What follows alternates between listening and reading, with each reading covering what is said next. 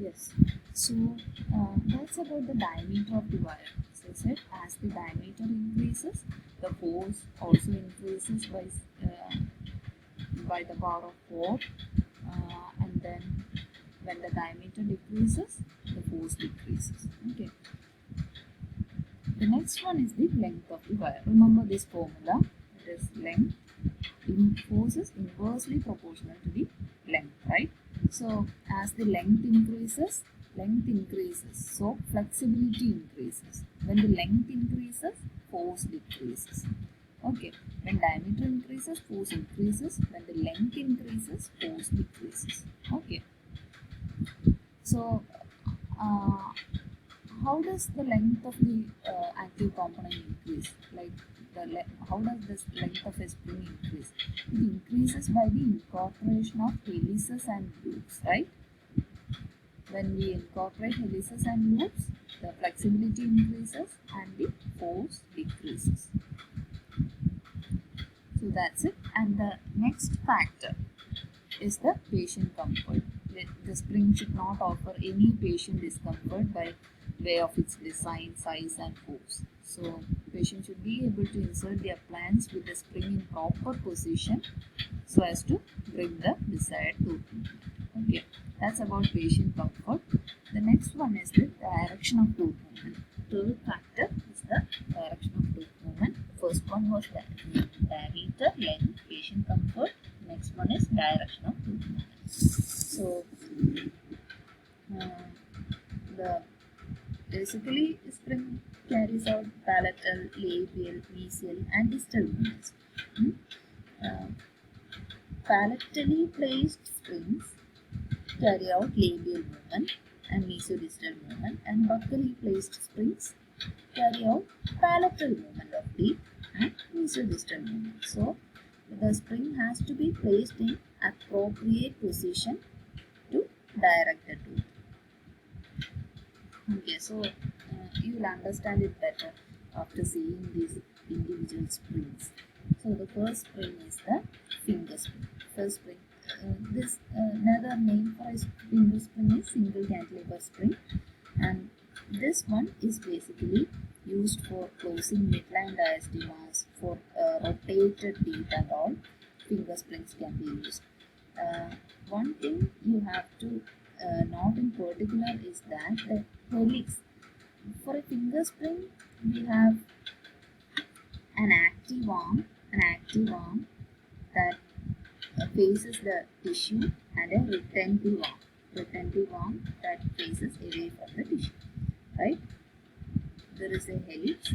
So this helix has to be bent opposite to the direction in which tooth has to be moved. അതായത് ഇപ്പോൾ ഈ ഒരു പിക്ചറിൽ tooth movement mesial ഡയറക്ഷനിലാണ്, central ഇൻസൈസറിൻ്റെ mesial ഡയറക്ഷനിലാണ് നടക്കുന്നത്. അപ്പോൾ helix എന്ന് പറയുന്നത് അത് ഡിസ്റ്റലിലേക്കാണ് നമ്മൾ ബെൻഡ് ചെയ്യുന്നത്. അപ്പോൾ മീസിയൽ മൂവ്മെൻറ്റിന് ഡിസ്റ്റലിലേക്കാണ് ഹെലിക്സ് ബെൻഡ് ചെയ്യുന്നത്. ഓക്കെ, അപ്പോൾ ഇത് ആക്ടിവേറ്റ് ചെയ്യുന്നത് എങ്ങനെയാണ്? ആക്ടിവേറ്റ് ചെയ്യുക എന്ന് പറയുമ്പോൾ ഈ ടൂത്ത് ഇങ്ങോട്ട് മൂവ് ചെയ്യണം അല്ലേ? ടൂത്ത് അങ്ങോട്ട് മൂവ് ചെയ്യാൻ നമ്മൾ ഈ ഒരു ആക്റ്റീവ് ആണ്, it is bend towards the direction of tooth movement. I can show you a picture on that. See this. The active arm is 12 to 15 millimeter length and 3 millimeter ആണ് ഹെലിക്സിന്റെ diameter. ഈ റിട്ടൻറ്റീവ് ആം 4 to 5 millimeter length ആണ്. അതൊക്കെ ഒന്ന് just ഒന്ന് not ചെയ്ത് വെച്ചേക്കാം, അതിൻ്റെ ലെങ്ത്തും കാര്യങ്ങളൊക്കെ. And it is constructed so that the coil lies along the long axis of the tooth, and coil is in the direction opposite to that of the intended tooth movement. That's what I said.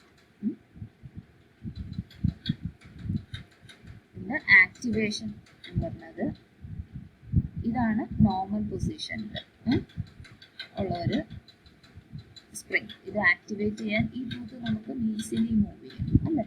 ഈ tooth easily move ചെയ്യാൻ ഈ കാണിച്ചേക്കുന്ന ഈ ഒരു black shade എന്ന് പറയുന്നത് പ്ലയറിനെ signify ചെയ്യുന്ന ഒരു ഇതാണ് ആക്ടിവേറ്റഡ് പൊസിഷൻ. ഈ ഡോട്ടഡ് ലൈൻസ് ആണ് ആക്ടിവേറ്റഡ് പൊസിഷൻ. അതായത് നമ്മളിത് ഇങ്ങോട്ട് ബെൻഡ് ചെയ്യും, മനസ്സിലായില്ലേ? ടൂത്ത് മൂവ്മെൻറ്റിൻ്റെ ഡയറക്ഷനിലേക്ക് ബെൻഡ് ചെയ്യും. അപ്പോഴല്ലേ ഇത് കുറച്ചുകൂടെ ടൂത്തിലേക്ക് അടുത്ത് നിൽക്കുമ്പോൾ ആക്റ്റീവായിട്ട് നിൽക്കും. Okay, so prior to acrylization, the helix and the active arm are boxed in wax. So, in helix active arm, it should not be covered by the acrylic part. So, they have to box it in wax before acrylization. Okay, that's about finger spring. The next one is the Z spring, which is also called the double cantilever spring. You can see it can be used for labial movement of the incisors and can also be used for minor rotation of the incisors also. It is made up of, so finger spring was used for mesodistal movement and Z spring is used for labial movement and minor rotation corrections. That's the difference between a single cantilever and a double cantilever. Single cantilever for mesodistal movement, double cantilever for labial movement and minor rotation correction. Okay. Springs. This one is activated by opening this helices. You have two helices, right? And this is activated by opening these helices.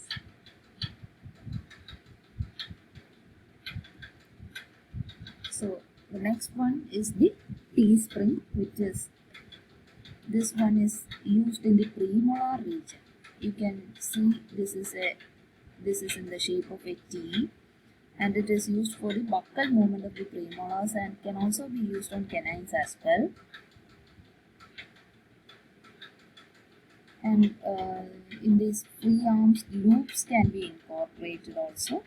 This one is activated by pulling this T part, pulling the free end of the T towards the direction of teeth movement. So for buccal tooth movement, it is pulled buccally. Okay. Next one is the coffin spring. Coffin spring. This is a omega shaped spring that is embedded in the acrylic, and the acrylic part is split in the midline region. So this is basically used for expansion, and it was designed by Walter Coffin. This is used for dentoalveolar expansion. Unilateral post-bite cases like expansion use it. എങ്ങനെ activate ചെയ്യുന്നതെന്ന് വെച്ചാൽ, we have to just hold this appliance. ഈ ക്ലാസ്പിൻ്റെ റീജിയനിൽ we have to just hold the appliance and just expand, just pull it out. The expansion force.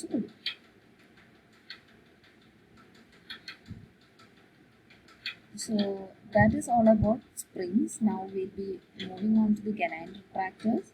So canine retractors, the basic classification is this: buccally placed or lingually placed, with helix or without helix, and based on the mode of action. We have the push type or pull type of canine retractors. So this one is the first one is the U-loop canine retractor.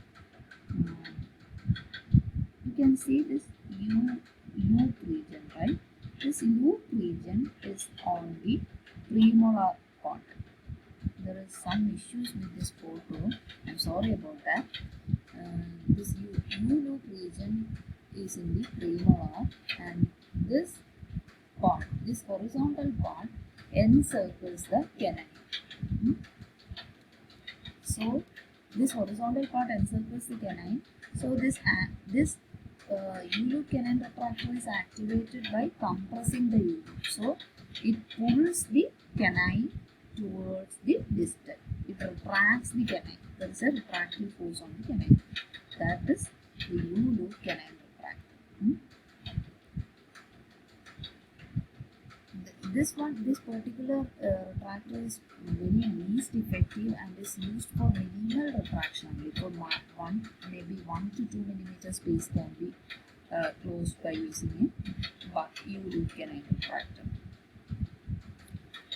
Another way of activating the U-loop canine retractor is by, we can cut this free end, the free end of the canine retractor, and you can readapt it. In that way also, we can activate the uloot canine retractor. Okay. The next one is the helical canine retractor. Helical canine retractor, as the name suggests, there is a helix over there. This one is also called as a reverse loop canine retractor, and this one is made using 0.6 millimeter wire. The helix is 3 millimeter in diameter. So the mesial arm of the helix, you can see that the mesial arm of the helix is it lies between the premolars. These are the premolars. It lies between the premolars, and the distal arm, you can see the distal arm is active. This one is the active arm, and it is bent at right angles, and it engages the canine. Okay, this one is the distal arm is the arm that engages the canine. Okay.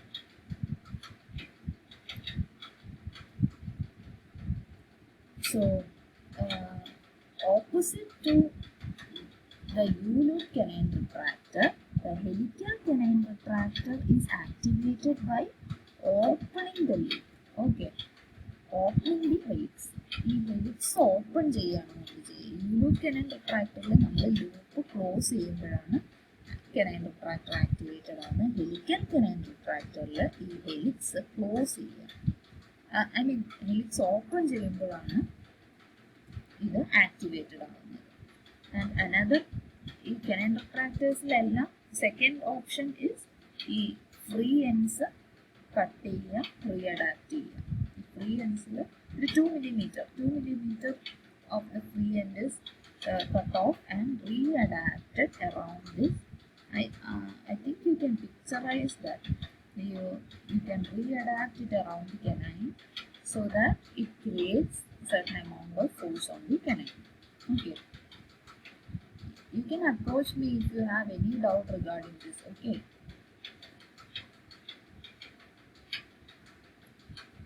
So another one is the buccal self-supported canine retractor. This one is another design for canine retractor.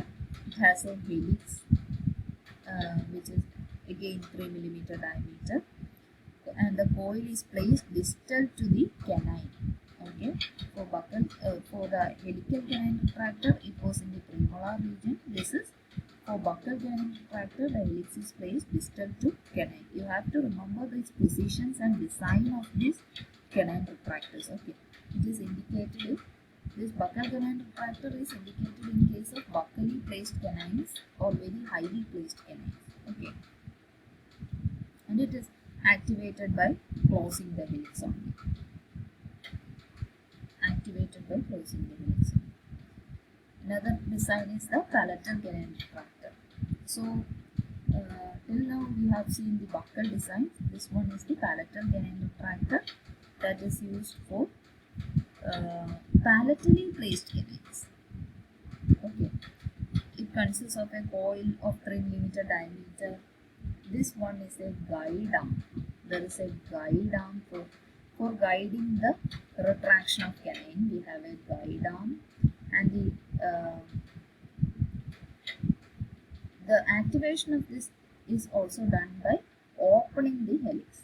Just like the helical canine retractor, the activation is done by opening the helix. Okay.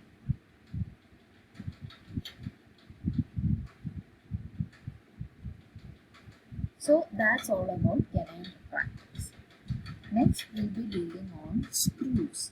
So the screws are another active component that can be incorporated in a removable appliance.